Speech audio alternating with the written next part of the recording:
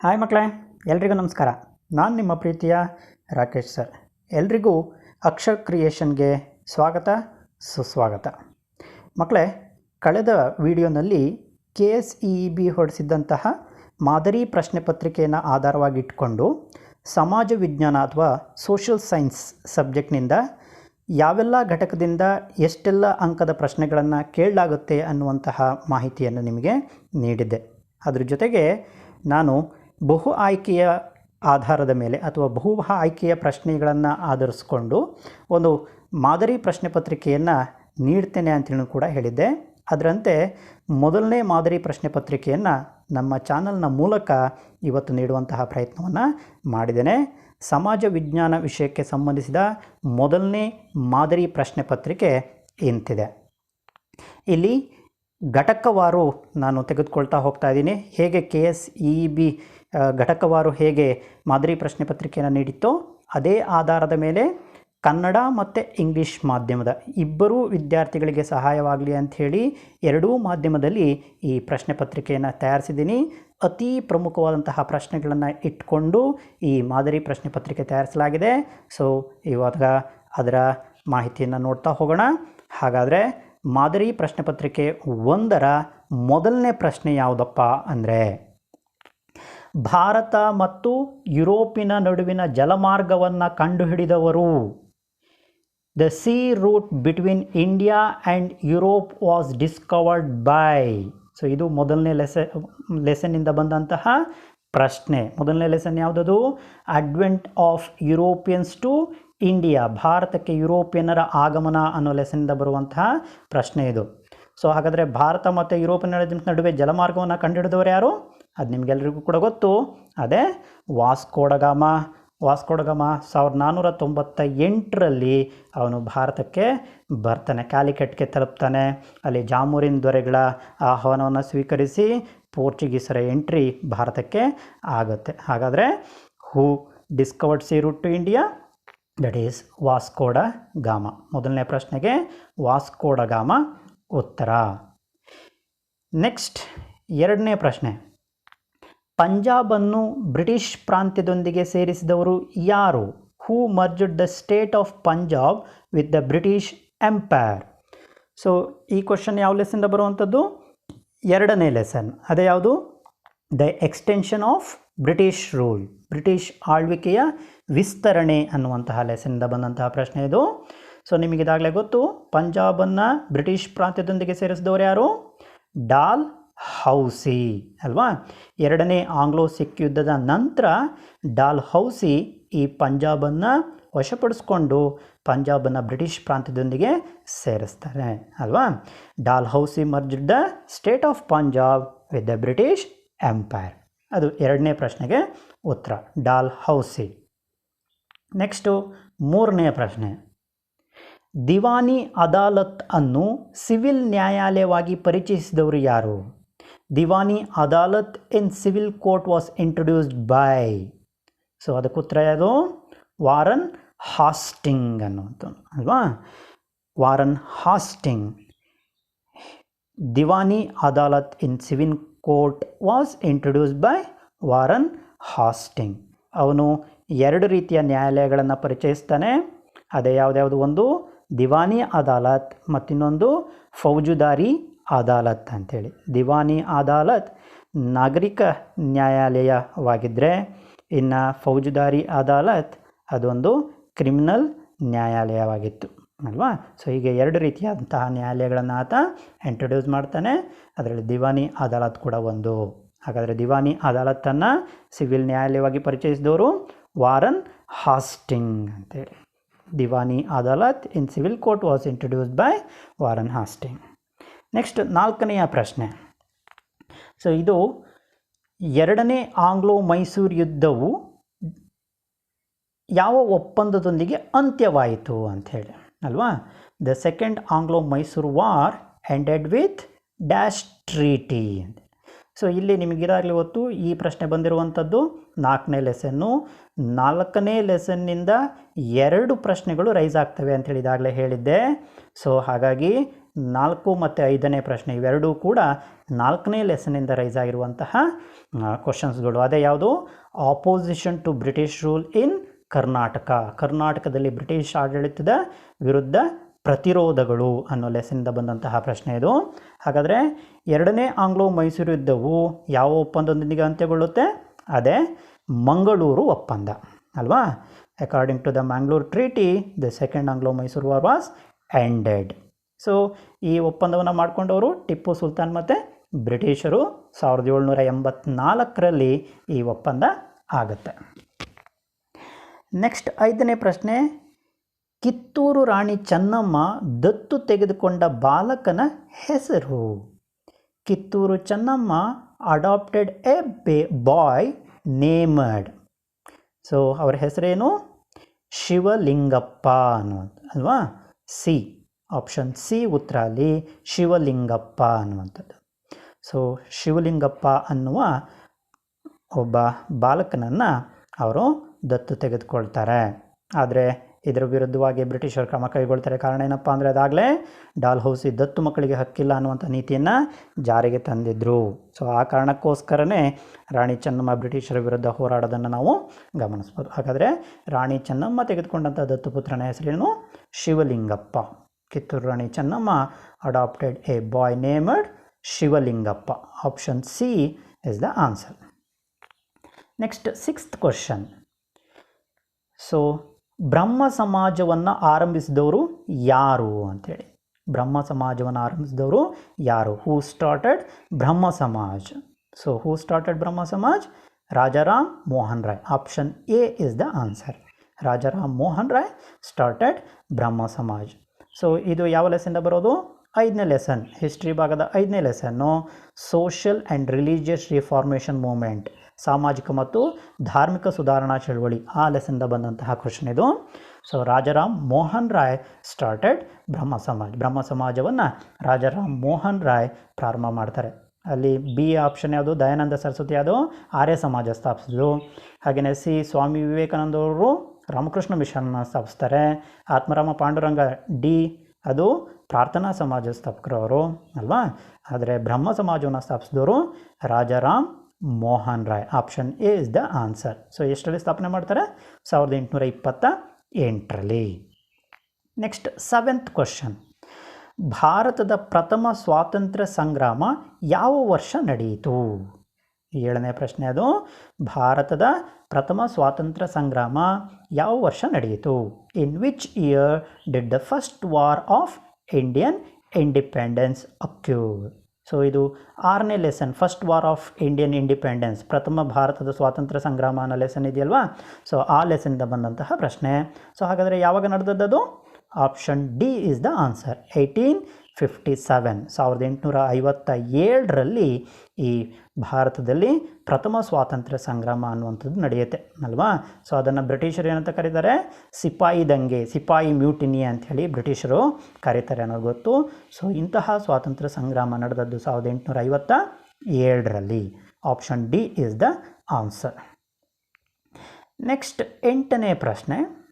So ಅದು ಭಾರತೀಯ ರಾಷ್ಟ್ರೀಯ ಕಾಂಗ್ರೆಸ್ ಸ್ಥಾಪನೆಯಾದದ್ದು ಈ ವರ್ಷದಲ್ಲಿ ಯಾವಾಗ ಅಂತೇಳಿ?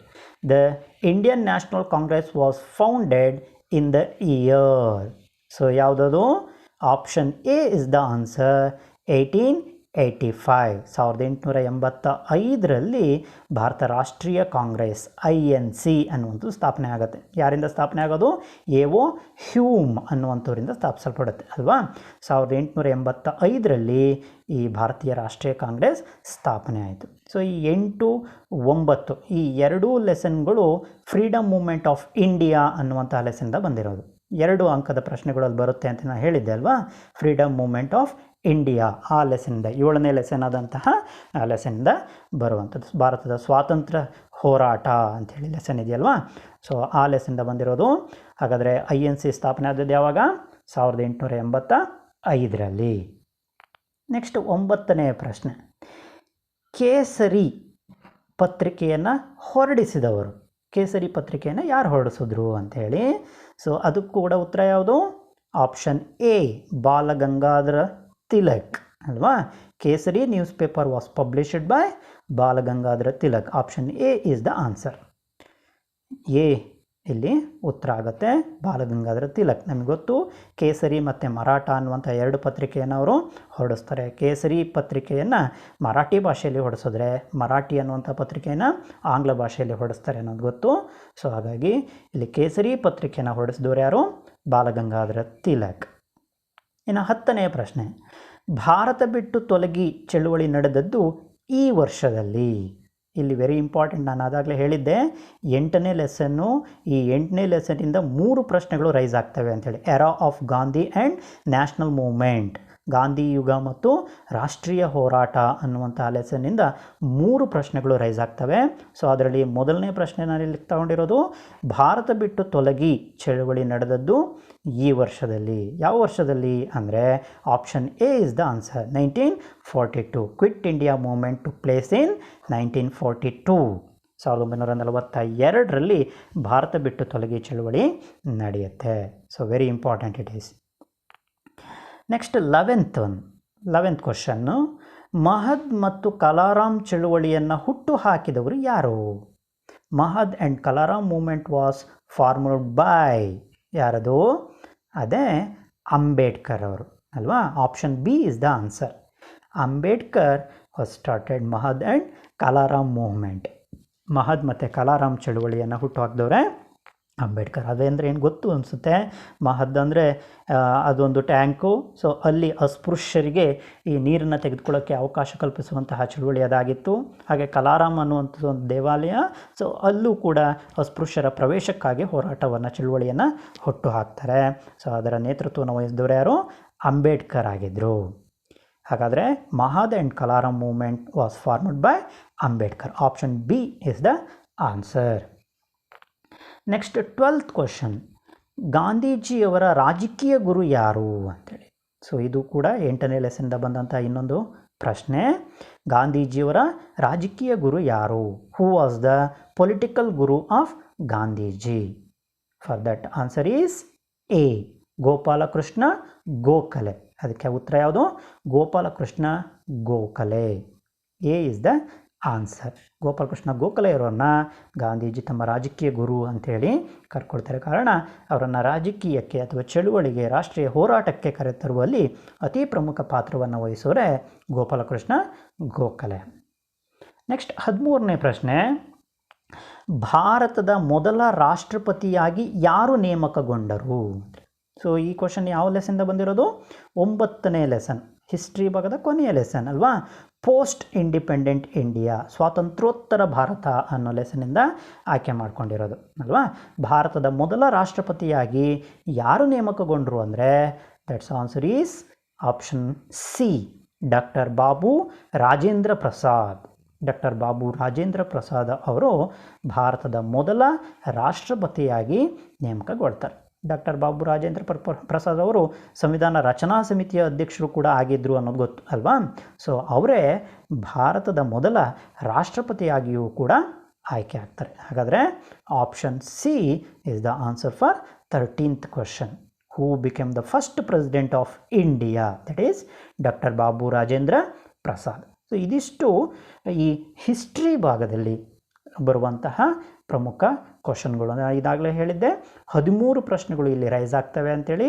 ಈ 13 ಪ್ರಶ್ನೆಗಳು ಕೂಡ ಇತಿಹಾಸ ಭಾಗಕ್ಕೆ ಸಂಬಂಧಿಸಿದಂತಹ ಪ್ರಶ್ನೆಗಳು.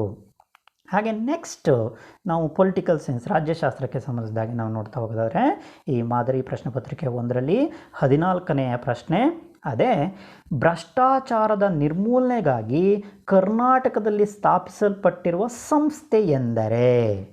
ಭ್ರಷ್ಟಾಚಾರ ನಿರ್ಮೂಲನೆಗಾಗಿ ಕರ್ನಾಟಕದಲ್ಲಿ ಸ್ಥಾಪಿಸಲ್ಪಟ್ಟಿರುವ ಸಂಸ್ಥೆ ಎಂದರೆ? In Karnataka dash institution is in existence to curb corruption. For that answer is option A. ಅದಕ್ಕೆ ಉತ್ತರ ಆಪ್ಷನ್ ಎ, ಲೋಕಾಯುಕ್ತ ಅನ್ನುವಂತಹ ಸಂಸ್ಥೆ ಅಲ್ವಾ. ಲೋಕಾಯುಕ್ತ ಸಂಸ್ಥೆಯನ್ನು ಭ್ರಷ್ಟಾಚಾರ ನಿರ್ಮೂಲನೆಗಾಗಿ ಕರ್ನಾಟಕದಲ್ಲಿ ಸ್ಥಾಪಿಸಲಾಗಿದೆ. ಇನ್ನು ಕೇಂದ್ರ ಮಟ್ಟದಲ್ಲಿ ಯಾವುದನ್ನು ಸ್ಥಾಪಿಸಲಾಗಿದೆ? ಅದೇ ಲೋಕಪಾಲ ಅಂಥೇಳಿ ಕರಿತೇವೆ ಅಲ್ವಾ. ಲೋಕಪಾಲ ಕೇಂದ್ರ ಮಟ್ಟದಲ್ಲಾದರೆ ಇಲ್ಲಿ ನಮ್ಮ ರಾಜ್ಯದಲ್ಲಿ ಲೋಕಾಯುಕ್ತ ಅನ್ನುವಂತಹ ಸಂಸ್ಥೆಯನ್ನು ಸ್ಥಾಪಿಸಲಾಗಿದೆ. ಆದರೆ ಈಗ ಅದರ ಪ್ರಸ್ತುತತೆ ಇಲ್ಲ ಅಂತ ಹೇಳಿನೇ ಭಾವಿಸ್ಬೋದು. ಅದೇನೇ ಇರಲಿ, ಹಾಗಾದರೆ ಕರ್ನಾಟಕದಲ್ಲಿ ಸ್ಥಾಪಿಸಲ್ಪಟ್ಟಿರುವಂತಹ ಒಂದು ಸಂಸ್ಥೆ ಭ್ರಷ್ಟಾಚಾರ ನಿರ್ಮೂಲನೆಗಾಗಿ ಅಂದರೆ ಅದಕ್ಕೆ ಉತ್ತರ ಏನು? ಆಪ್ಷನ್ ಎ ಲೋಕಾಯುಕ್ತ ಅನ್ನುವಂಥ ಸಂಸ್ಥೆ. ಇದು ಯಾವ ಲೆಸನ್ದ ಆಯ್ಕೆ ಮಾಡ್ಕೊಂಡಿರುವಂಥದ್ದು? ಪೊಲಿಟಿಕಲ್ ಸೈನ್ಸ್ನ ಮೊದಲನೇ lesson the problems of India and their solutions ಅಂತೇಳಿ ಅಲ್ವಾ. ಭಾರತದ ಸಮಸ್ಯೆಗಳು ಮತ್ತು ಅವುಗಳ ಪರಿಹಾರೋಪಾಯಗಳು ಅನ್ನೋ ಲೆಸನ್ನಿಂದ ಆಯ್ಕೆ ಮಾಡ್ಕೊಂಡಿರುವಂಥದ್ದು. ನೆಕ್ಸ್ಟ್ ಇನ್ನೊಂದು ಪ್ರಶ್ನೆ, 15ನೇ ಪ್ರಶ್ನೆ, ಭಾರತದ ವಿದೇಶಾಂಗ ನೀತಿಯ ಶಿಲ್ಪಿ ಯಾರು? ಭಾರತದ ವಿದೇಶಾಂಗ ನೀತಿಯ ಶಿಲ್ಪಿ ಯಾರು? Who was an architect of Indian foreign policy ಅಂತೇಳಿ. Who was an architect of Indian foreign policy. So ಇದಕ್ಕೆ ಉತ್ತರ ಆಪ್ಷನ್ ಸಿ. ಯಾರದು? ಜವಾಹರ್ಲಾಲ್ ನೆಹರು. ಜವಾಹರ್ಲಾಲ್ ನೆಹರೂರವರನ್ನು ಭಾರತದ ವಿದೇಶಾಂಗ ನೀತಿಯ ಶಿಲ್ಪಿ ಅಂತೇಳಿನೇ ಕರೀತೇವೆ. ಸೊ ನಮ್ಮ ವಿದೇಶಾಂಗ ನೀತಿಯ ಆಧಾರ ಯಾವುದಪ್ಪ ಅಂದರೆ ಪಂಚಶೀಲ ತತ್ವಗಳು ಅಂಥೇಳಿ ಕರಿತೇವೆ. ಪಂಚಶೀಲ ಪ್ಯಾಕ್ಟ್ಸ್ ಅಂಥೇಳಿ ಆರ್ ಪ್ರಿನ್ಸಿಪಲ್ಸ್ ಅಂಥೇಳಿ ಕರಿತೇವೆ.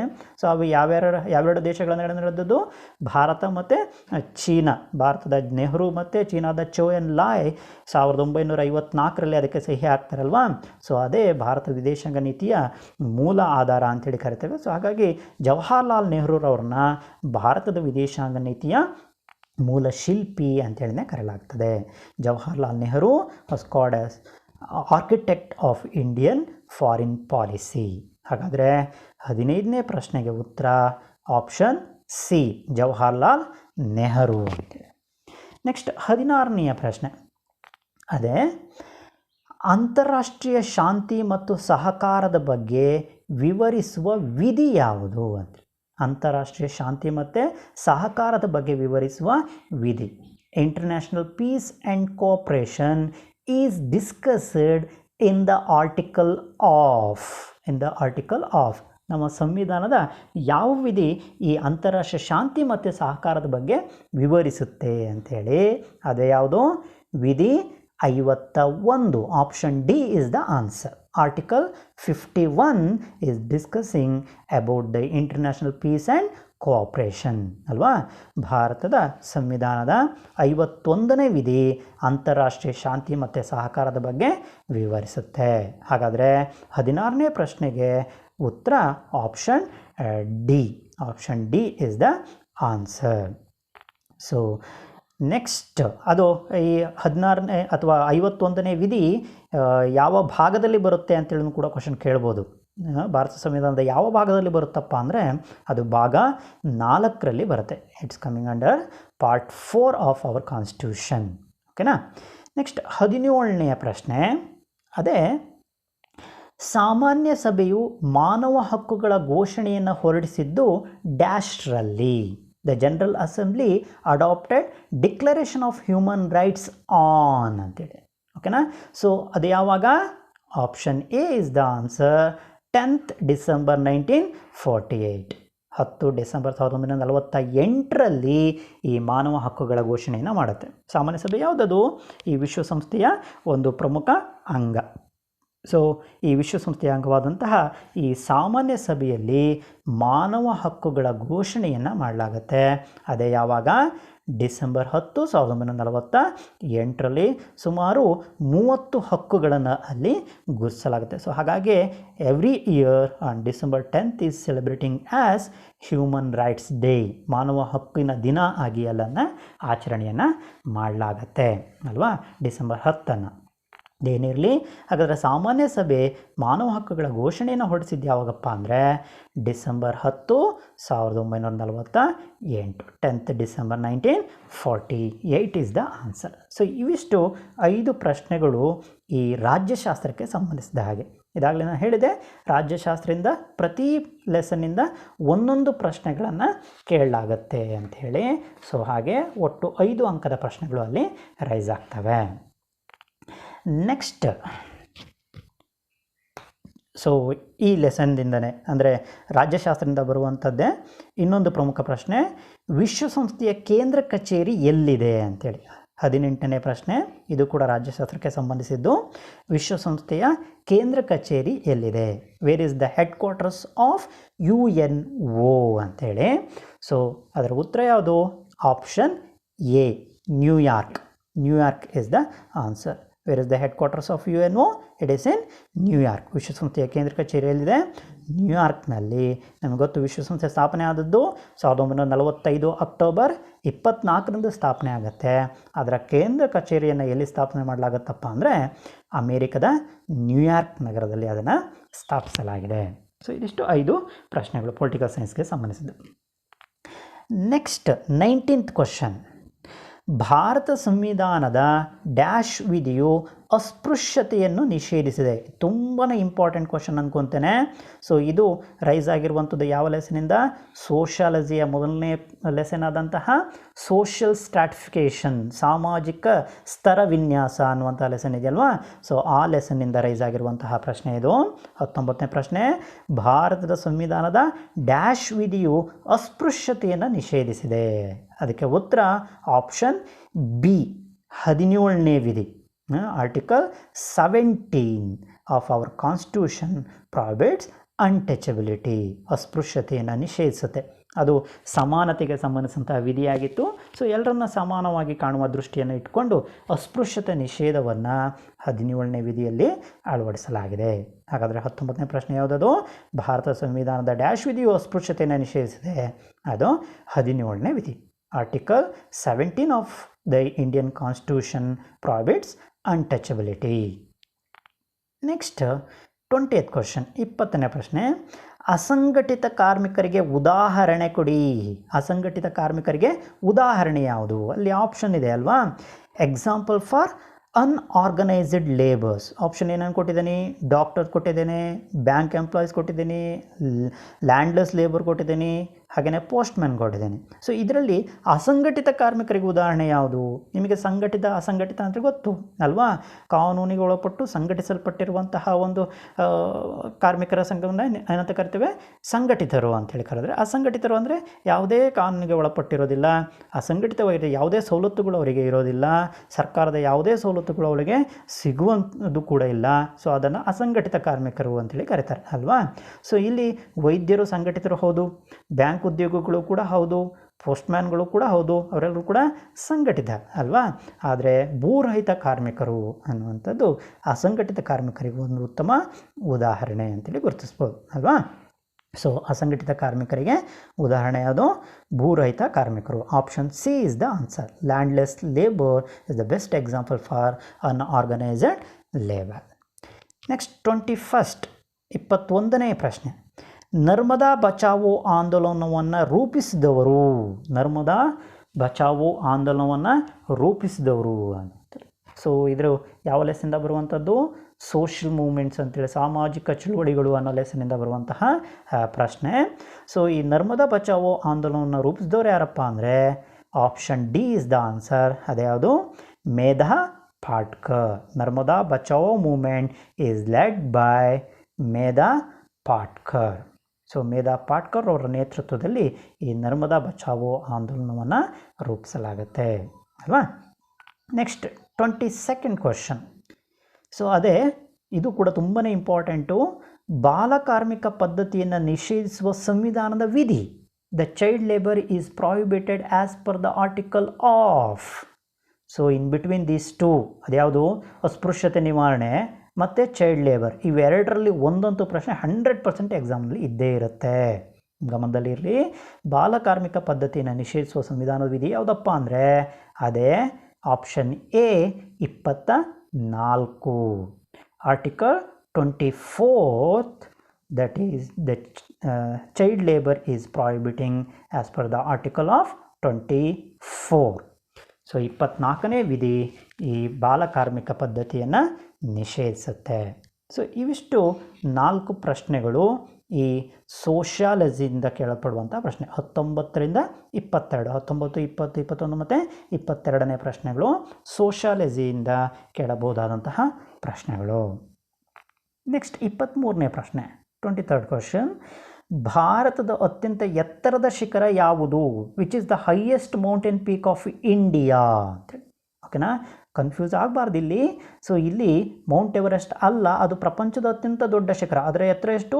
8,849 ಮೀಟರ್. ಓಕೆನಾ, the highest mountain peak in the world is Mount Everest ಅಲ್ವಾ. ಸೊ ಭಾರತದ ಅತ್ಯಂತ ಎತ್ತರದ ಶಿಖರ ಯಾವುದಪ್ಪ ಅಂದರೆ MTK2 ಅನ್ನುವಂಥದ್ದು. ಸೊ K2 ಅದರ ಎತ್ತರ ಎಷ್ಟಪ್ಪ ಅಂದರೆ 8,611 ಮೀಟರ್. 8,611 ಮೀಟರ್ ಎತ್ತರವಾಗಿರುವಂಥದ್ದು. ಸೊ ಇದು ಭಾರತದ ಅತ್ಯಂತ ಎತ್ತರದ ಶಿಖರ ಅಂಥೇಳಿನೇ ಕರೀತಾರೆ. ಅಣ್ಣಾಮಡಿ ದಕ್ಷಿಣ ಭಾರತದ ಅತ್ಯಂತ ಎತ್ತರದ ಶಿಖರ ಅಂಥೇಳಿ ಅದನ್ನು ಕರೀತಾರೆ, ಅಣ್ಣಾಮಡಿ. ಸೊ ಇಲ್ಲಿ ಭಾರತದ ಅತ್ಯಂತ ಎತ್ತರದ ಶಿಖರ ಯಾವುದಪ್ಪ ಅಂದರೆ K2 ಅಂಥೇಳಿ. ಸೊ ಹಾಗಾದರೆ 23rd ಕ್ವಶನಿಗೆ ಉತ್ತರ ಯಾವುದದು? K2 is the answer. Option B is the answer, which is the highest mountain peak in India. That is K2. Next 24th question. ಭಾರತವು ಈ ಮಾದರಿಯ ವಾಯುಗುಣವನ್ನು ಹೊಂದಿದೆ. ಭಾರತವು ಈ ಮಾದರಿಯ ವಾಯುಗುಣವನ್ನು ಹೊಂದಿದೆ. ಜಿಯೋಗ್ರಫಿಯಲ್ಲಿ 2ನೇ ಲೆಸನ್ ಯಾವುದದು? ಇಂಡಿಯನ್ ಕ್ಲೈಮೇಟ್ ಅನ್ನುವಂತಹ ಲೆಸನ್. ಆ ಲೆಸನ್ನಿಂದ ರೈಸ್ ಆಗಿರುವಂತಹ ಪ್ರಶ್ನೆ ಇದು. ಭಾರತವು ಈ ಮಾದರಿ. India has dash type of climate, that is tropical monsoon. A is the answer. Very important it is. So A ಯಾವುದದು? ಉಷ್ಣವಲಯದ ಮಾನ್ಸೂನ್ ಮಾದರಿಯ ವಾಯುಗುಣವನ್ನು ಹೊಂದಿದೆ. Very important. ಬರೀ ಉಷ್ಣವಲಯ ಅಲ್ಲ, ಅದ್ರ ಜೊತೆಗೆ ಮಾನ್ಸೂನ್ ಮಾದರಿ ಅಂತ ಹೇಳಿನೂ ಕೂಡ ಅಲ್ಲಿ ಸೇರಿಸ್ಕೊಳ್ಬೇಕಾಗತ್ತೆ. ಉಷ್ಣವಲಯದ ಮಾನ್ಸೂನ್ ಮಾದರಿಯ ವಾಯುಗುಣವನ್ನು ಭಾರತ ಹೊಂದಿದೆ. Tropical monsoon type of climate can be seen in India. So 24ನೇ ಪ್ರಶ್ನೆಗೆ option A is the answer. A ಉಷ್ಣವಲಯದ ಮಾನ್ಸೂನ್ ಮಾದರಿ. ನೆಕ್ಸ್ಟ್ 25ನೇ ಪ್ರಶ್ನೆ. ಅದೇ ಪರ್ವತ ಮಣ್ಣು ಈ ಕೆಳಗಿನ ಬೆಳೆಯನ್ನು ಬೆಳೆಯಲು ಸೂಕ್ತವಾಗಿದೆ. Mountain soil are suitable for growing. So ಯಾವ ಬೇರೆ ಬೇರೆ ವಿಧಂತಹ ಮಣ್ಣನ್ನು ನಾವು ನೋಡ್ತೀವಿ ಅಲ್ವಾ. ಸೊ ಅದರಲ್ಲಿ ಕೆಂಪು ಮಣ್ಣಿದೆ, ಕಪ್ಪು ಮಣ್ಣಿದೆ, ಲ್ಯಾಟ್ರೈಟ್ ಮಣ್ಣಿದೆ ಅಲ್ವಾ. ಸೊ ಪರ್ವತ ಮಣ್ಣು ಕೂಡ ಒಂದು. ಸೊ ಈ ಪರ್ವತ ಮಣ್ಣು ಯಾವ ಬೆಳೆಯನ್ನು ಬೆಳೆಯಲು ಸೂಕ್ತವಾಗಿದೆ ಈ ಕೆಳಗೆ ನೀಡಿರುವುದರಲ್ಲಿ ಅಂದರೆ, ಸೊ ಹತ್ತಿನ ಅಲ್ಲ, ಅದು ಕಪ್ಪು ಮಣ್ಣು ಬೇಕಾಗತ್ತಲ್ವಾ. ಸೊ ತರಕಾರಿ, ಹಾಗೆಯೇ ತೆಂಗು ಇಲ್ಲ, ಕೆಂಪು ಮಣ್ಣು ಬೇಕಾಗುತ್ತೆ. ಸೊ ನೆಡುತೋಪು ಬೆಳೆಗಳು ಅಂತೇಳಿ ಅಂದರೆ ಪ್ಲ್ಯಾಂಟೇಷನ್ ಕ್ರಾಪ್ಸ್ ಅಂಥೇಳಿ ಕರಿತೇವೆ ಅಲ್ವಾ. ನೆಡುತೋಪು ಬೆಳೆಗಳಿಗೆ ಯಾವ ಮಣ್ಣು ಅತ್ಯಂತ ಸೂಕ್ತವಾದಂಥ ಮಣ್ಣು? ಅದೇ ಪರ್ವತ ಮಣ್ಣು. Mountain soil are suitable for growing plantation crop. ನೆಡುತೋಪು ಬೆಳೆಗಳಿಗೆ ಇದು ಅತ್ಯಂತ ಸೂಕ್ತವಾದದ್ದು ಅಂಥೇಳಿ ಗುರುತಿಸ್ಬೋದು. ಸೊ ಇದು ಯಾವ ಲೆಸನ್ನಿಂದ ಆಯ್ಕೆ ಆಗಿರುವಂಥದ್ದು? ಸಾಯಿಲ್ಸ್ ಆಫ್ ಇಂಡಿಯಾ, ಭಾರತದ ಮಣ್ಣುಗಳು ಅನ್ನೋ ಲೆಸನ್ನಿಂದ ಆಯ್ಕೆ ಆಗಿರುವಂಥದ್ದು. ಎಸ್. Next 26th question. ಭಾರತದಲ್ಲಿ ಎಷ್ಟು ವನ್ಯಜೀವಿ ಧಾಮಗಳಿವೆ? Very important it is. ಭಾರತದಲ್ಲಿ ಎಷ್ಟು ವನ್ಯಜೀವಿ ಧಾಮಗಳಿವೆ? How many wildlife sanctuaries are there in India? So ಎಷ್ಟಿವೆ? Option B is the answer. 523. 523. Option B ನೋಡ್ಬೋದು. 523 ವನ್ಯಜೀವಿ ಧಾಮಗಳಿವೆ ಅಲ್ವಾ. ಸೊ ಭಾರತದಲ್ಲಿ ಎಷ್ಟು ನ್ಯಾಷನಲ್ ಪಾರ್ಕ್ಸ್ ಇವೆ? ರಾಷ್ಟ್ರೀಯ ಉದ್ಯಾನವನಗಳು 99 ಇವೆ. ಆದರೆ ವನ್ಯಜೀವಿ ಧಾಮಗಳ ಸಂಖ್ಯೆ ಎಷ್ಟು? 523. ಕರ್ನಾಟಕದ ವೆರಿ ಬೆಸ್ಟ್ ಎಕ್ಸಾಂಪಲ್ ವನ್ಯಜೀವಿ ಧಾಮಕ್ಕೆ ಹೆಸರಿಸೋದಾದರೆ ದಾಂಡೇಲಿ ನೋಡ್ಬೋದು, ಭದ್ರಾ ನೋಡ್ಬೋದು ಅಲ್ವಾ. ಸೊ ಇವೆಲ್ಲ ಪ್ರಮುಖವಾದಂತಹ ವನ್ಯಜೀವಿ ಧಾಮಗಳು ಅಂಥೇಳಿ ನಾವು ನೋಡ್ತೇವೆ. ಸೊ 26ನೇ ಪ್ರಶ್ನೆಗೆ ಉತ್ತರ ಯಾವುದು ಹಾಗಾದರೆ? 523. Option B. 523 wildlife sanctuaries are there in India. Next 27ನೇ ಪ್ರಶ್ನೆ. 27ನೇ ಪ್ರಶ್ನೆ. ದಕ್ಷಿಣ ಭಾರತದ ಅತ್ಯಂತ ಉದ್ದವಾದ ನದಿ. ದಕ್ಷಿಣ ಭಾರತದ ಅತ್ಯಂತ ಉದ್ದವಾದ ನದಿ. The longest river in South India is. ಭಾರತದ ಅತ್ಯಂತ ಉದ್ದವಾದ ನದಿ ಬ್ರಹ್ಮಪುತ್ರ ಅಂತೇಳಿ ನಾವು ನೋಡ್ತೀವಿ ಅಲ್ವಾ. ಸೊ ದಕ್ಷಿಣ ಭಾರತದ ಅತ್ಯಂತ ಉದ್ದವಾದ ನದಿ ಯಾವುದು? Godavari. Godavari river is the longest river in South India. ಅದರ ಉದ್ದ ಎಷ್ಟು ಗೊತ್ತಾ? 1465 ಕಿಲೋಮೀಟರ್ ಉದ್ದವನ್ನು ಅದು ಹೊಂದಿದೆ. 1465 ಕಿಲೋಮೀಟರ್ ಉದ್ದವಾದಂತಹ ನದಿ ಅದು ಗೋದಾವರಿ ನದಿ. ಕರ್ನಾಟಕದ್ದು ಕೃಷ್ಣ ಅಂತೇಳಿ ನೋಡ್ತೀವಿ ಅಲ್ವಾ. ಸೊ ಹಾಗೆ ಭಾರತದ ಅತ್ಯಂತ ಉದ್ದವಾದ ನದಿ ಬ್ರಹ್ಮಪುತ್ರ ಆದರೆ ದಕ್ಷಿಣ ಭಾರತದ ಅತ್ಯಂತ ಉದ್ದವಾದ ನದಿ Godavari. C is the answer. ಓಕೆನಾ. The longest river in South India is Godavari river. The C is the answer, Godavari. Next 28ನೇ ಪ್ರಶ್ನೆ. ಭಾರತದಲ್ಲಿ ಅತಿ ಹೆಚ್ಚು ಭತ್ತ ಬೆಳೆಯುವ ರಾಜ್ಯ ಯಾವುದು? ಭಾರತದಲ್ಲಿ ಅತಿ ಹೆಚ್ಚು ಭತ್ತ ಬೆಳೆಯುವ ರಾಜ್ಯ, ಇದು ಯಾವ ಲೆಸನ್ ರೈಸ್ ಆಗಿರುವಂಥದ್ದು? ಅದೇ 6ನೇ ಲೆಸನ್. ಯಾವುದು? ಜಿಯೋಗ್ರಫಿಯಲ್ಲಿ ಬರುವಂಥ 6ನೇ ಲೆಸನ್ನು ಇಂಡಿಯನ್ ಲ್ಯಾಂಡ್ ರಿಸೋರ್ಸಸ್ ಅಂಥೇಳಿ ಕರಿತೀವಿ ಅಲ್ವಾ. ಸೊ ಆ ಲೆಸನ್ದ ರೈಸ್ ಆಗಿರುವಂಥದ್ದು. Which is the largest paddy producing state in India. ಆಹಾರ ಬೆಳೆಗಳಲ್ಲೇ ಅತ್ಯಂತ ಪ್ರಮುಖ ಬೆಳೆ ಅಂದರೆ ಅದ್ಯಾವುದು? ಭತ್ತ. ಸೊ ಅದನ್ನು ಹೆಚ್ಚು ಬೆಳೆಯುವಂತಹ ರಾಜ್ಯ ಯಾವುದು ಅಂದರೆ ಅದೇ Paschima Bangala. West Bengal is the largest paddy producing state in India. ಭಾರತದಲ್ಲೇ ಅತಿ ಹೆಚ್ಚು ಭತ್ತ ಬೆಳೆಯುವ ರಾಜ್ಯ ಅಂದ್ರೆ ಅದು ಪಶ್ಚಿಮ ಬಂಗಾಳ. 28ಕ್ಕೆ ಉತ್ತರ ಯಾವುದು? ಪಶ್ಚಿಮ ಬಂಗಾಳ. ನೆಕ್ಸ್ಟ್ 29ನೇ ಪ್ರಶ್ನೆ. ಭಾರತದ ಹೆಬ್ಬಾಗಿಲು ಎಂದು ಯಾವ ಬಂದರನ್ನು ಕರೆಯುತ್ತಾರೆ? ಭಾರತದ ಹೆಬ್ಬಾಗಿಲು ಅಂಥೇಳಿ ಯಾವ ಬಂದರನ್ನು ಕರೀತಾರೆ ಅಂದರೆ which port is known as gateway of India. Which port is known as gateway of India? That is option C, Mumbai. Mumbai ಅನ್ನು ಭಾರತದ ಹೆಬ್ಬಾಗಿಲು ಅಥವಾ ಮುಂಬೈ ಬಂದರನ್ನು ಭಾರತದ ಹೆಬ್ಬಾಗಿಲು ಅಂಥೇಳಿನೇ ಕರೆಯಲಾಗುತ್ತೆ. ಈ 29, 30 ಮತ್ತು 31ನೇ ಪ್ರಶ್ನೆ, ಈ ಮೂರೂ ಪ್ರಶ್ನೆಗಳು ಜಿಯೋಗ್ರಫಿಯಲ್ಲಿ ಬರುವಂತಹ, ಭೂಗೋಳಶಾಸ್ತ್ರದಲ್ಲಿ ಬರುವ 7ನೇ ಲೆಸನ್ ಆದಂತಹ ಇಂಡಿಯನ್ ಟ್ರಾನ್ಸ್ಪೋರ್ಟ್ ಆ್ಯಂಡ್ ಕಮ್ಯುನಿಕೇಷನ್, ಭಾರತದ ಸಾರಿಗೆ ಮತ್ತು ಸಂಪರ್ಕ ಅನ್ನೋ ಲೆಸನ್ನಿಂದ ರೈಸ್ ಆಗಿರುವಂತಹ ಪ್ರಶ್ನೆ. 3 ಪ್ರಶ್ನೆಗಳು ಈ ಲೆಸನ್ನಿಂದ ರೈಸ್ ಆಗ್ತವೆ. ಸೊ ಹಾಗಾಗಿ ಈ ಲೆಸನ್ ತುಂಬಾ ಇಂಪಾರ್ಟೆಂಟು. ಹಾಗಾದರೆ 29ನೇ ಪ್ರಶ್ನೆಗೆ ಉತ್ತರ ಏನು? ಭಾರತದ ಹೆಬ್ಬಾಗಿಲು ಅಂತೇಳಿ ಯಾವುದನ್ನು ಕರಿತೇವೆ? ಮುಂಬೈಯನ್ನು. Which port is known as gateway of India? That is Mumbai. Next 30ನೇ ಪ್ರಶ್ನೆ. Which is the oldest and still existing news paper in India? ಭಾರತದ ಪ್ರಾಚೀನ ಹಾಗೂ ಇಂದಿಗೂ ಅಸ್ತಿತ್ವದಲ್ಲಿರುವ ವೃತ್ತಪತ್ರಿಕೆ ಯಾವುದು ಅಂತೇಳಿ. ವೆರಿ ಇಂಪಾರ್ಟೆಂಟ್ ಇದು. ಭಾರತದ ಪ್ರಾಚೀನ ಹಾಗೂ ಇಂದಿಗೂ ಅಸ್ತಿತ್ವದಲ್ಲಿರುವಂತಹ ವೃತ್ತಪತ್ರಿಕೆ ಯಾವುದಪ್ಪ ಅಂದರೆ ಅದೇ ಉತ್ತರ ಯಾವುದು? ಆಪ್ಷನ್ ಬಿ, ಬಾಂಬೆ ಸಮಾಚಾರ. ಆಪ್ಷನ್ ಬಿ, ಬಾಂಬೆ ಸಮಾಚಾರ is the answer for that.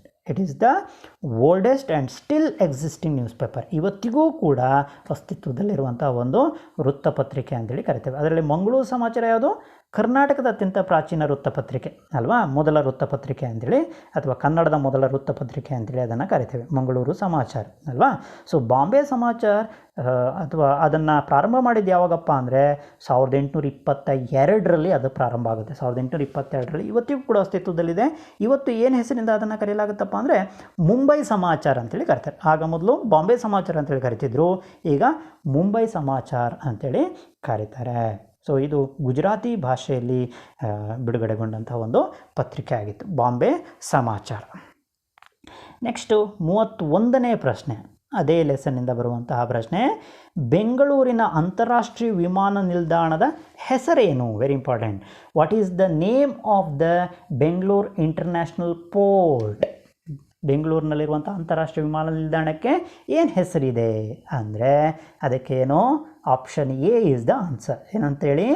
Kempegowda ಅಂತಾರಾಷ್ಟ್ರೀಯ ವಿಮಾನ ನಿಲ್ದಾಣ, ಕೆಂಪೇಗೌಡ ಇಂಟರ್ನ್ಯಾಷನಲ್ ಏರ್ಪೋರ್ಟ್ ಅಂತೇಳಿ ಅದನ್ನು ಕರಿತೇವೆ. ಭಾರತದಲ್ಲಿ ಒಟ್ಟಾರೆಯಾಗಿ 34 ಅಂತಾರಾಷ್ಟ್ರೀಯ ವಿಮಾನ ನಿಲ್ದಾಣಗಳಿವೆ. ಒಟ್ಟು 34 ಅಂತಾರಾಷ್ಟ್ರೀಯ ವಿಮಾನ ನಿಲ್ದಾಣ ಇದೆ. ಅದರಲ್ಲಿ ಕರ್ನಾಟಕದಲ್ಲಿರುವಂತಹ ಒಂದು ಅಂತಾರಾಷ್ಟ್ರೀಯ ನಿಲ್ದಾಣ ಯಾವುದಪ್ಪ ಅಂದರೆ ಅದೇ ಕೆಂಪೇಗೌಡ ಅಂತಾರಾಷ್ಟ್ರೀಯ ವಿಮಾನ ನಿಲ್ದಾಣ ಅಂತೇಳಿ ಕರಿತಾರೆ ಅಲ್ವಾ. ಸೊ ಬೆಂಗಳೂರಲ್ಲಿ ಇರುವಂಥದ್ದು. ಸೊ ಬೆಂಗಳೂರಿನ ನಿರ್ಮಾಪಕನಾದಂತಹ ಕೆಂಪೇಗೌಡರ ಹೆಸರಿನಲ್ಲಿನೇ ಆ ಅಂತಾರಾಷ್ಟ್ರೀಯ ವಿಮಾನ ನಿಲ್ದಾಣವನ್ನು ಹೆಸರಿಸಲಾಗುತ್ತೆ. Yes, option A is the answer for 31st question. Next ಈ ಜಿಯೋಗ್ರಫಿಯ 32ನೇ ಕ್ವಶನ್ ಯಾವುದಪ್ಪ ಅಂದರೆ ಅರಣ್ಯ ಆಧಾರಿತ ಕೈಗಾರಿಕೆಗಳಿಗೆ ಉದಾಹರಣೆ, example for the forest based industry ಅಂಥೇಳಿ. 8ನೇ ಕ್ವಶನ್ ಇದೆಯಲ್ವಾ, 8ನೇ ಲೆಸನ್ನು ಇಂಡಿಯನ್ ಇಂಡಸ್ಟ್ರೀಸ್ ಅನ್ನುವಂತಹ ಲೆಸನ್ನು. ಸೊ ಆ ಲೆಸನ್ನಿಂದ ರೈಸ್ ಆದಂತಹ ಪ್ರಶ್ನೆ ಇದು. ಅರಣ್ಯ ಆಧಾರಿತ ಕೈಗಾರಿಕೆಗೆ ಉದಾಹರಣೆ ಅಂದರೆ ಯಾವ ಕೈಗಾರಿಕೆ ಅರಣ್ಯವನ್ನು ಅವಲಂಬಿಸಿದೆ ಅಂಥೇಳಿ ಅರ್ಥ ಅದು. ಓಕೆನಾ. So Example for the forest based industry is option C is the answer, that is paper industry. ಕಾಗದ ಕೈಗಾರಿಕೆ ಅಲ್ವಾ. ಸೊ ಈ ಕಾಗದ ಕೈಗಾರಿಕೆ ಅನ್ನುವಂಥದ್ದು ಅರಣ್ಯ ಆಧಾರಿತ ಕೈಗಾರಿಕೆಗೆ ಉತ್ತಮ ಉದಾಹರಣೆ. ನೆಕ್ಸ್ಟ್ 33 ಕ್ವಶನ್ ನಂಬರ್ 33 ಅದ್ಯಾವುದು? The large waves generated by earthquake called. ಭೂಕಂಪದಿಂದ ಉತ್ಪತ್ತಿಯಾಗುವ ಬೃಹತ್ ಗಾತ್ರದ ಅಲೆಗಳನ್ನು ಹೀಗೆನ್ನುತ್ತಾರೆ ಅಂತ. ಸೊ ಇದು ಸಾಮಾನ್ಯವಾಗಿ ಎಲ್ಲರೂ ಕೇಳಿರ್ತೀರಿ. ಸಾಮಾನ್ಯವಾಗಿ ಈ ಅಲೆಗಳು ದೊಡ್ಡ ಮಟ್ಟದಲ್ಲಿ ಏಳುತ್ತೆ. ಯಾವ ಸಂದರ್ಭ? ಭೂಕಂಪ ಆದಂತಹ ಸಂದರ್ಭ. ಸೊ ಆ ಅಲೆಗಳನ್ನು ಏನಂತೇಳಿ ಕರೀತಾರೆ ಅಂದರೆ ಅದೊಂದು ಜಪಾನಿ ವರ್ಡ್, ಅದು ಸುನಾಮಿ ಅಂಥೇಳಿ ಕರೀತಾರೆ. ಓಕೆನಾ? Option A is the answer. Option A tsunami ಅಂಥೇಳಿ. The large waves generated by earthquake called tsunami. ಅಲ್ಲಿ ಇಂಗ್ಲೀಷ್ ವರ್ಷನಲ್ಲಿ T is the silent, tsunami ಅನ್ನುವಂಥದ್ದು. So option A is the answer. ಇದಿಷ್ಟು ಈ ಜಿಯೋಗ್ರಫಿಯಿಂದ ರೈಸ್ ಆಗುವಂತಹ ಪ್ರಮುಖ ಪ್ರಶ್ನೆಗಳು, ಭೂಗೋಳಶಾಸ್ತ್ರದಿಂದ ರೈಸ್ ಆಗುವಂತಹ ಪ್ರಮುಖ 11 ಪ್ರಶ್ನೆಗಳು. ಇಲ್ಲಿ ಒಟ್ಟು 11 ಪ್ರಶ್ನೆಗಳು ರೈಸ್ ಆಗ್ತವೆ ಅಲ್ವಾ. ಸೊ ಅದೇ 23ನೇ ಕ್ವಶನ್ನಿಂದ ಹಿಡಿದು 33ನೇ ಪ್ರಶ್ನೆವರೆಗೆ ಒಟ್ಟು 11 ಪ್ರಶ್ನೆಗಳು ಇಲ್ಲಿ ರೈಸ್ ಆಗ್ತವೆ. ನೆಕ್ಸ್ಟ್ 34ನೇ ಪ್ರಶ್ನೆ, very important. Sex ratio of India according to 2011 census. 2011ರ ಜನಗಣತಿಯ ಪ್ರಕಾರ ಭಾರತದ ಲಿಂಗಾನುಪಾತ ಎಷ್ಟು ಅಂಥೇಳಿ. ಸೊ ಲಿಂಗಾನುಪಾತ ಅಂದರೆ ಪುರುಷ 1,000 ಪುರುಷರಿಗೆ ಎಷ್ಟು ಮಹಿಳೆಯರು ಇದ್ದಾರೆ ಭಾರತದಲ್ಲಿ ಅಂಥೇಳಿ. ಸೊ ಲಾಸ್ಟ್ ಸೆನ್ಸಸ್ ಆದದ್ದು ಯಾವಾಗ? 2011ರಲ್ಲಿ. ಈ ವರ್ಷ ಆಗಬೇಕು, ಆ್ಯಕ್ಚುಲಿ 2021ರಲ್ಲಿ ಆಗಬೇಕು. ಯಾಕಂದರೆ ಪ್ರತಿ 10 ವರ್ಷಕ್ಕೊಮ್ಮೆ ಈ ಜನಗಣತಿ ನಡೆಸಲಾಗತ್ತೆ ಅಲ್ವಾ. ಸೊ ಇಲ್ಲಿ ಈ ಭಾರತದ 2011ರ ಜನಗಣತಿಯ ಪ್ರಕಾರ ಲಿಂಗಾನುಪಾತ ಎಷ್ಟಪ್ಪ ಅಂದರೆ 943 ಮಹಿಳೆಯರು.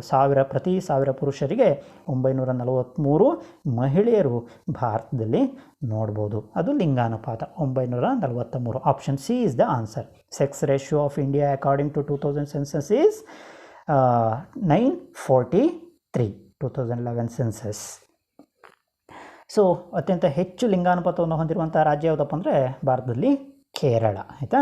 ಸೊ ಇಲ್ಲಿ ಭಾರತದಲ್ಲಿ ಒಟ್ಟಾರೆ ಲಿಂಗಾನುಪಾತದ ಸಂಖ್ಯೆ 943. Next 35th question.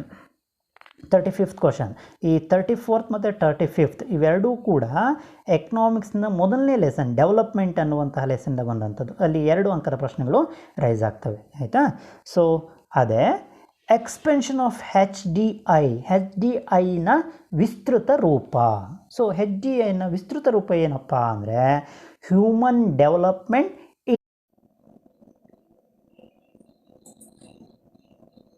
ಅಭಿವೃದ್ಧಿ ಸೂಚ್ಯಾಂಕ ಅಂತೇಳಿ ಕರಿತೇವೆ ಅಲ್ವಾ. ಸೊ ಈ ಮಾನವ ಅಭಿವೃದ್ಧಿ ಸೂಚ್ಯಾಂಕವನ್ನು ಆರಂಭಿಸಿದ್ದು ಯಾವಾಗಪ್ಪ ಅಂದರೆ 1990ರಲ್ಲಿ. 1990ರಿಂದ ಅದನ್ನು ಆರಂಭಿಸ್ಕೊಂಡು ಬರಲಾಗ್ತದೆ. ಮನುಷ್ಯನ ಆಯಸ್ಸಿನ ಪ್ರಮಾಣ, ಆರೋಗ್ಯ ಮತ್ತು ಜೀವನ ಪಟ್ಟದ ಆಧಾರವಾಗಿ ಇಟ್ಕೊಂಡು ಮಾನವನ ಅಭಿವೃದ್ಧಿ ಸೂಚ್ಯಾಂಕವನ್ನು ಇಲ್ಲಿ ಅಳೆಯಲಾಗುತ್ತೆ.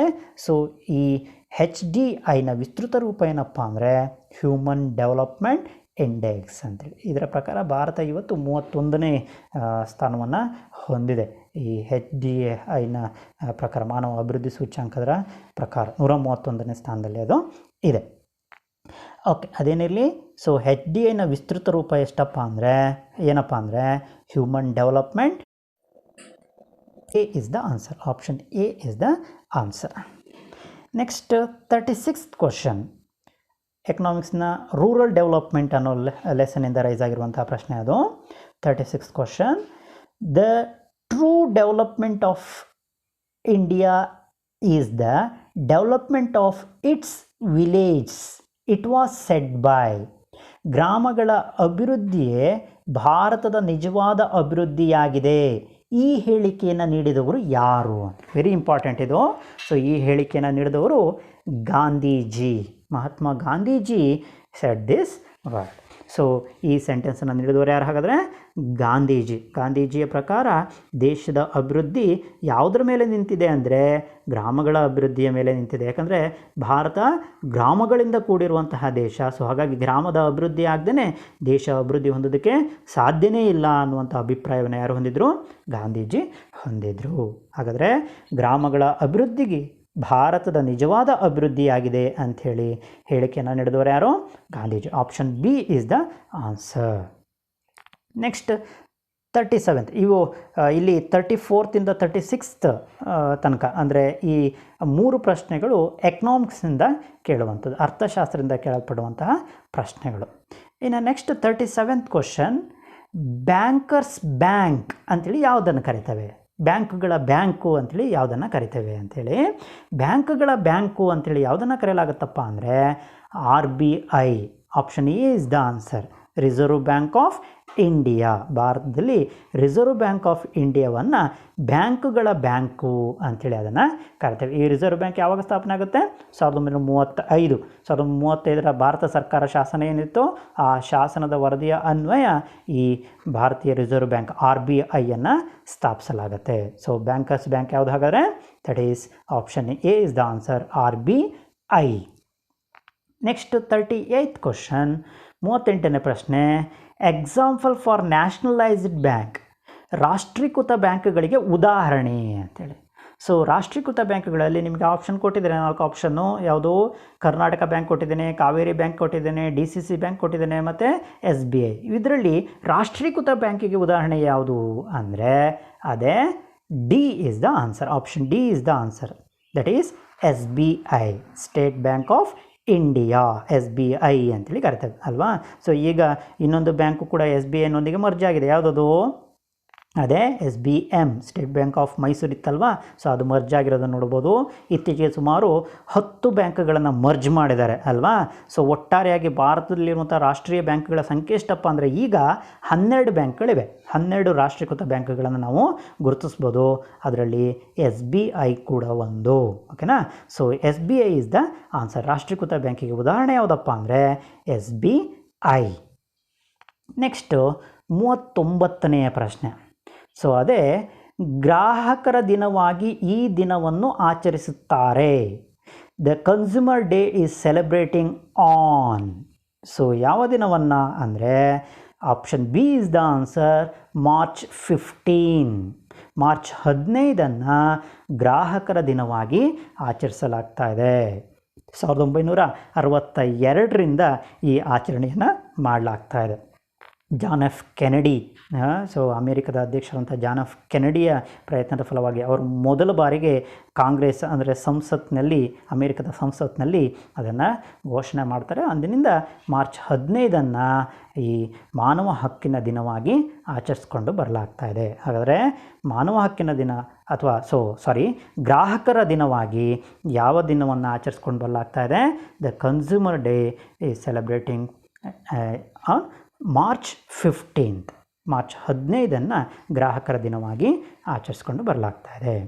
ಇನ್ನು ಲಾಸ್ಟ್ ಕ್ವಶನ್, ಈ ಮಾದರಿ ಪ್ರಶ್ನೆ ಪತ್ರಿಕೆ 1ರ ಕೊನೆಯ ಪ್ರಶ್ನೆ ಯಾವುದಪ್ಪ ಅಂದರೆ ಭಾರತದಲ್ಲಿ ಗ್ರಾಹಕ ರಕ್ಷಣಾ ಕಾಯ್ದೆ ಯಾವಾಗ ಜಾರಿಗೆ ಬಂದಿತು? When did consumer protection act come into force in India ಅಂಥೇಳಿ. So it's in 1986. 1986ರಲ್ಲಿ ಭಾರತದಲ್ಲಿ ಗ್ರಾಹಕ ರಕ್ಷಣಾ ಕಾಯ್ದೆ 1986ರಲ್ಲಿ ಜಾರಿಗೆ ಬರುತ್ತೆ. ಗ್ರಾಹಕರ ರಕ್ಷಣೆಯ ಉದ್ದೇಶಕ್ಕಾಗಿ, ಅಂದರೆ ಗ್ರಾಹಕರಿಗೆ ವ್ಯಾಪಾರದಲ್ಲಿ ಸಾಕಷ್ಟು ಮೋಸಗಳಾಗ್ತಾ ಇರುತ್ತೆ. ಸೊ ಈ ಮೋಸವನ್ನು ತಡಿಬೇಕು, ಗ್ರಾಹಕರಿಗೆ ರಕ್ಷಣೆಯನ್ನು ಒದಗಿಸಬೇಕು ಅನ್ನುವಂತಹ ಉದ್ದೇಶಕ್ಕಾಗಿಯೇ 1986ರಲ್ಲಿ ಭಾರತದಲ್ಲಿ ಗ್ರಾಹಕ ರಕ್ಷಣಾ ಕಾಯ್ದೆಯನ್ನು ಜಾರಿಗೊಳಿಸಲಾಗುತ್ತೆ. ಸೊ ಇದಿಷ್ಟು ಮಾದರಿ ಪ್ರಶ್ನೆ ಪತ್ರಿಕೆ 1, ನಾನು ಸಿದ್ಧಪಡಿಸಿರುವಂತಹ ಅಕ್ಷರ್ ಕ್ರಿಯೇಷನ್ ಮೂಲಕ ನಿಮಗೆ ನೀಡ್ತಾ ಇರುವಂತಹ ಮಾದರಿ ಪ್ರಶ್ನೆ ಪತ್ರಿಕೆ 1. ಸೊ ಈ ಮಾದರಿ ಪ್ರಶ್ನೆ ಪತ್ರಿಕೆ ಸಂಪೂರ್ಣವಾಗಿ KSEB ಹೊರಡಿಸಿರುವಂತಹ ಮಾದರಿ ಪ್ರಶ್ನೆ ಪತ್ರಿಕೆ ಏನಿತ್ತು, ಸೊ ಅದನ್ನು ಆಧರಿಸ್ಕೊಂಡು ಅದರಲ್ಲಿ ಹೇಗೆ ಘಟಕವಾರು ಅಂಕವನ್ನು ಹಂಚಿಕೆ ಮಾಡಲಾಗಿದೆಯೋ ಅದರ ಆಧಾರದ ಮೇಲೇ ಅತಿ ಮುಖ್ಯ ಪ್ರಶ್ನೆಗಳನ್ನು ಆಯ್ಕೆ ಮಾಡಿಕೊಂಡು, ಇದಾಗಲೇ ಸಾಕಷ್ಟು ಎಕ್ಸಾಮ್ಗಳಲ್ಲಿ ಕೇಳಿದಂತಹ ಪ್ರಶ್ನೆಗಳನ್ನು ಆಯ್ಕೆ ಮಾಡಿಕೊಂಡು ನಿಮಗೆ ಮಾದರಿ 1 ಪ್ರಶ್ನೆ ಪತ್ರಿಕೆಯನ್ನು ನೀಡಿದ್ದೇನೆ. ಸೊ 2 ದಿನಕ್ಕೆ ಒಮ್ಮೆ ಒಂದೊಂದು ಮಾದರಿ ಪ್ರಶ್ನೆ ಪತ್ರಿಕೆಯನ್ನು ನೀಡ್ತಾ ಹೋಗ್ತೇನೆ. ಈ ಮಾದರಿ ಪ್ರಶ್ನೆ ಪತ್ರಿಕೆಯನ್ನು ಸರಿಯಾಗಿ ಅಭ್ಯಾಸ ಮಾಡಿ 100% ನೀವು ಎಕ್ಸಾಮ್ನಲ್ಲಿ ಸಕ್ಸಸ್ ಆಗ್ಬೋದು ಅನ್ನೋದನ್ನು ನಿಮಗೆ ತಿಳಿಯಪಡಿಸ್ದ. ಸೊ ಮುಂದಿನ ಮಾದರಿ ಪತ್ರಿಕೆಗೆ ನೀವೆಲ್ಲರೂ ಕೂಡ ವೆಯ್ಟ್ ಮಾಡಿ, ಇದನ್ನು ಸರಿಯಾಗಿ ಅಭ್ಯಾಸ ಮಾಡಿ, ಮುಂದಿನ ಮಾದರಿ ಪತ್ರಿಕೆ ಬರುವ ತನಕ ನಿಮ್ಮೆಲ್ಲರಿಗೂ ಕೂಡ ಅಭಿನಂದನೆಗಳನ್ನು ಸಲ್ಲಿಸ್ತೇನೆ, ಧನ್ಯವಾದಗಳನ್ನು ಅರ್ಪಿಸ್ತೇನೆ.